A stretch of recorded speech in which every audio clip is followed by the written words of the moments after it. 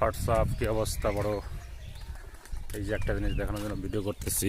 এইটা মূলত আমাদের গ্রাম, আর এইটা আমাদের গ্রামে নৌকা তৈরি করতেছে। আগে তো নৌকা ছিল, এখন নাই, বাট এখন তৈরি করা হচ্ছে। প্রায় 10 লক্ষ টাকা বাজেট, 35 জনের ক্যাপাসিটি। এইখানে মিস্ত্রি থাকে হিন্দু, তারা তো দারুণ গ্রামের একটা ঐতিহ্য। আর এইখানে তারা রান্না বান্না করে। গ্রামের একটা ঐতিহ্য এগুলো। নৌকা বাহিজ দেখতে আমি খুবই ভালোবাসি। তো সবাইকে দাওয়াত রইল, বর্ষার সিজনে চলে আসেন পাবনা সাতিয়া সরপাড়া গ্রামে। আমাদের এলাকায় প্রচুর পরিমাণে নৌকা বাহিজ হয় নদীতে। তো নৌকাটা অনেক বড়, 35 জনের ক্যাপাসিটি। মানে বাইজিল বাড়ে, গ্রামের নামানোর জন্য একটা বাইজিল বাড়ে, 35 জন বাইজিল বসতে পারবে। প্রায় 10 লক্ষ টাকার উপরে খরচ যাবে।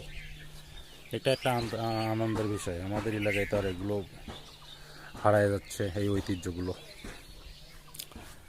তো সবাইকে আবার দাওয়াত রইল, চলে আসেন বর্ষার সিজনে নৌকা দেখতে, নৌকা বাইচ দেখতে।